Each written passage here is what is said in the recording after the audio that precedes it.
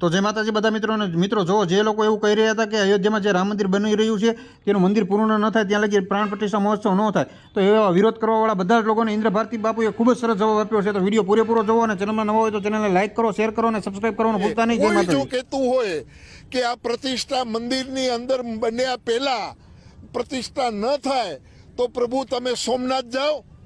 સોમનાથની 15 વર્ષ પહેલા મંદિર બન્યું, એના 15 વર્ષ પહેલા પ્રતિષ્ઠા થઈ ગઈ હતી, 15 વર્ષ પછી મંદિર બન્યું છે. ત્યારે કેમ કોઈ અવાજ નહોતો ઉપાડ્યો? અને આજે કોઈ પણ બોલવા માંડે છે કે આ મંદિર ગર્ભગૃહની અંદર ભગવાન રામ ન બેસે. અરે જેની અમારી પેઢીઓ રાહ જોતી હતી એ દિવસો આજે અમારી સામે આવ્યા છે તો એમને વધાવી લેવાના હોય. સ્વીકારવું આમંત્રણને ન સ્વીકારવું પ્રભુ એનાથી કાંઈ પ્રતિષ્ઠા અટકવાની નથી. અને પ્રતિષ્ઠા જે ટાઈમ મુહૂર્ત દીધેલું છે એ દિવસે જ પ્રતિષ્ઠા થશે. જેને આવવું હોય આવે, ના આવવું હોય